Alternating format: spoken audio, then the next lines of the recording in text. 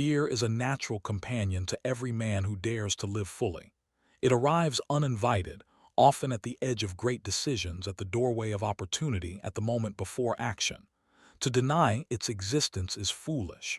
To pretend it does not visit you is weakness disguised as pride. I have felt fear. Every warrior has. The difference is not in the absence of fear, but in the refusal to obey it. Understand this clearly. Fear is a signal, not a command.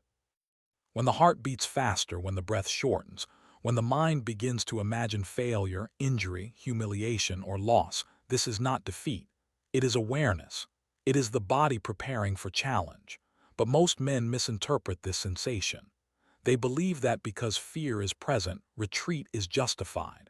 They allow the feeling to dictate their movement. And in doing so, they become servants to an emotion that was never meant to rule them. The weak attempt to eliminate fear. They search for confidence that feels permanent, for certainty that guarantees safety. They wait until they feel ready. But readiness rarely feels calm. Readiness often feels like tension, like standing on the edge of something vast and unknown. The man who waits for fear to disappear will wait his entire life. Courage is not the absence of fear. Courage is action in its presence. When you feel fear rise within you, pause. Do not run. Do not immediately react. Observe it. Notice how it tightens your chest, how it urges you to step back, how it fills your thoughts with images of what could go wrong. See it clearly. When you observe fear without judgment, without panic, you begin to separate yourself from it. You realize that it is something you experience, not something you are. This separation is power. The moment you understand that fear is simply a sensation, a wave passing through your body and mind, you reclaim authority. You no longer say, "I am afraid, so I cannot act." Instead, you say, "Fear is present, and I will act anyway." That single shift transforms you from a prisoner into a warrior. In battle, there were moments when danger stood directly before me, steel against steel, uncertainty in every movement. To feel nothing in such moments would not be bravery, it would be ignorance. The body reacts because it understands risk, but I did not allow that reaction to control my strategy or my timing. I trusted my training. I trusted my preparation. And I moved forward not because I felt safe, but because I had decided that retreat was not an option. This is the choice every man faces daily, though his battles may not involve blades. You fear failure. You fear rejection. You fear judgment. You fear loss. And so you hesitate. You delay speaking your truth. You postpone beginning. You shrink your ambition to fit inside your comfort. You call it realism. You call it caution. But often it is simply obedience to fear. Fear grows stronger each time you obey it. Every retreat reinforces its authority. Every avoided challenge convinces your mind that the threat was too great. Slowly, without realizing it, you build a life designed around avoidance. You choose what feels safe instead of what builds strength. You stay silent instead of risking criticism. You remain average instead of confronting the possibility of failure. But fear weakens each time you defy it. The first step toward something that frightens you will feel heavy. Your thoughts will resist. Your body may tremble. But when you act despite this, something changes within you. You gather evidence that fear does not control you. You prove to yourself that discomfort is survivable.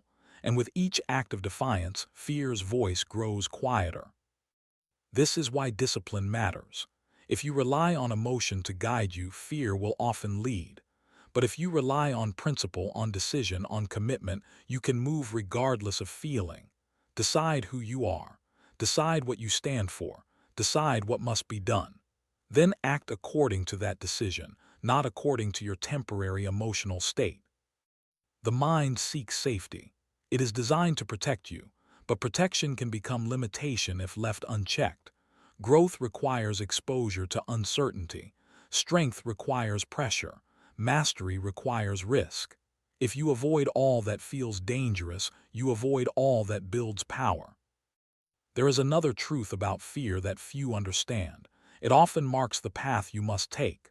The task you delay, the conversation you avoid, the goal that intimidates you, These frequently contain the greatest opportunity for transformation. Fear highlights importance. It points toward the edge of your current identity. To step through it is to expand. Do not hate fear, study it. Ask yourself, what is this fear protecting? What am I afraid of losing? Often it is pride, reputation, comfort, control. When you identify the attachment beneath the fear, you weaken its grip. If you are not controlled by the need to appear perfect, criticism loses its sting. If you are not attached to constant comfort, discomfort loses its threat. If you accept that failure is possible, it no longer paralyzes you. Acceptance is a powerful weapon. When you accept that fear may accompany you, that uncertainty is part of the path, that outcomes cannot always be controlled, you become steady. You stop fighting the sensation and start directing your energy toward purposeful action. In truth, fear never had the power to control me. Only I had the power to grant it authority, and I refused. You must refuse as well. Feel fear fully. Let it sharpen your senses. Let it remind you that what you are doing matters, but do not kneel before it. Do not let it dictate your steps. Stand upright within it. Breathe deeply within it. Move forward through it.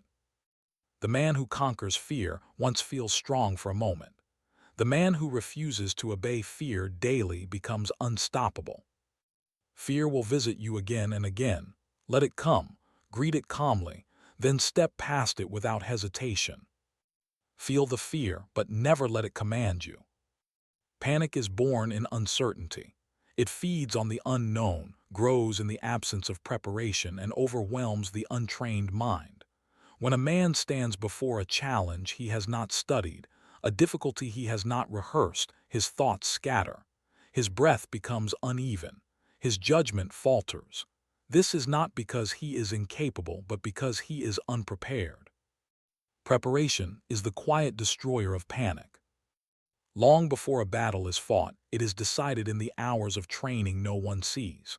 The repetition of movement, the study of timing, the refinement of strategy, these build a foundation that fear cannot easily shake.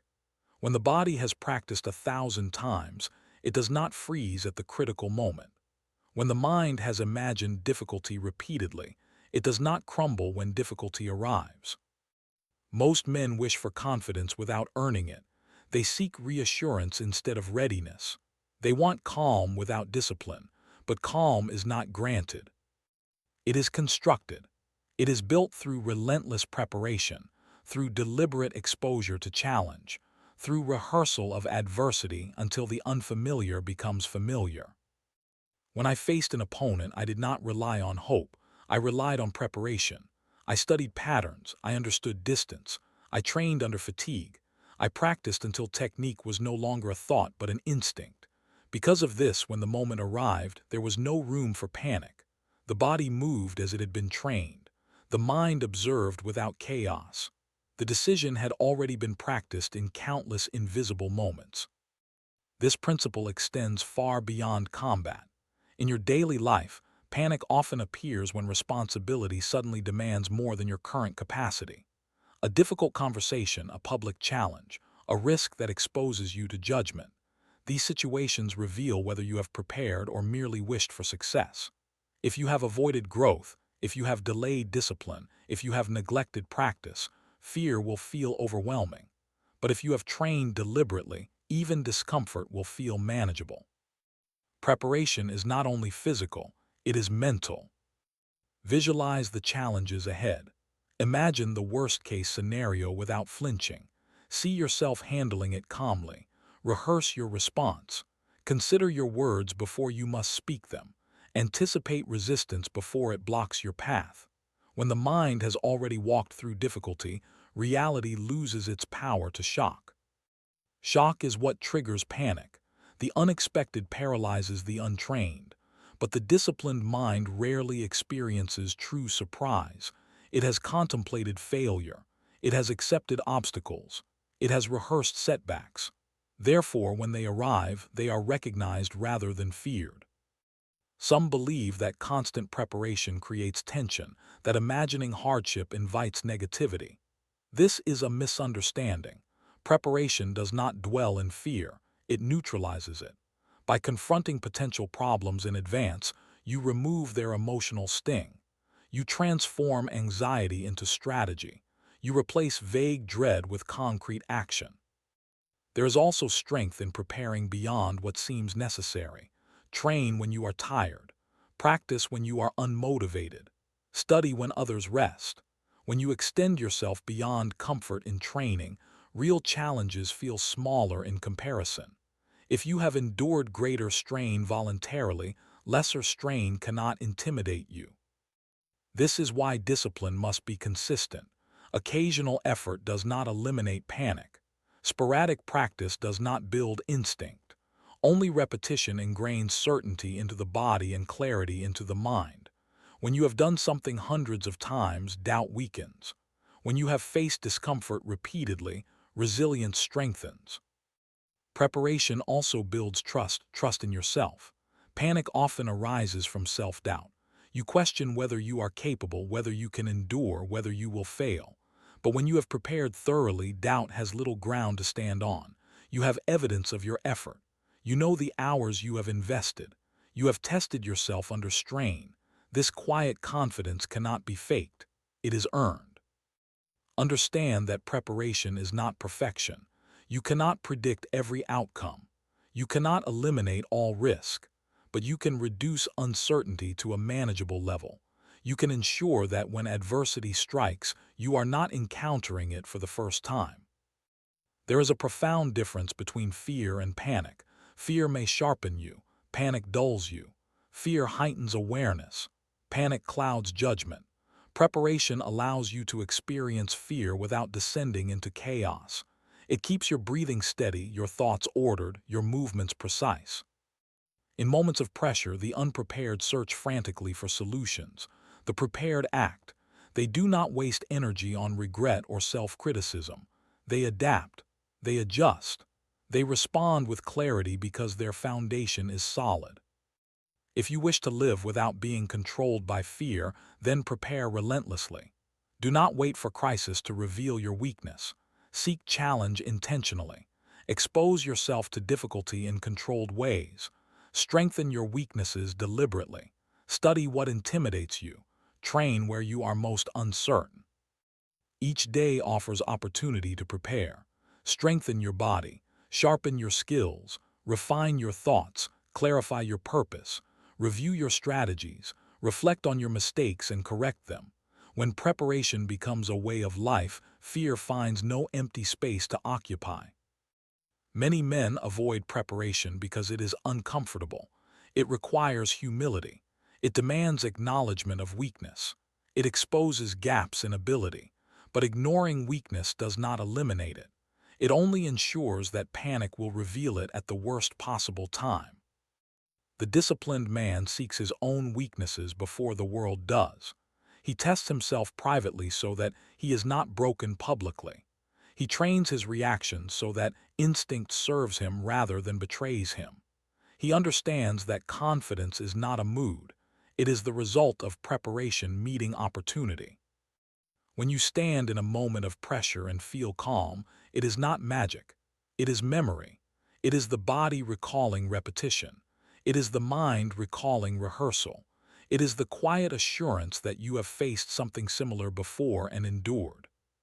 Preparation transforms the unknown into the familiar. It turns chaos into structure. It replaces panic with purpose. Train beyond comfort. Rehearse beyond doubt. Prepare beyond expectation. And when the moment arrives, you will not panic, you will prevail.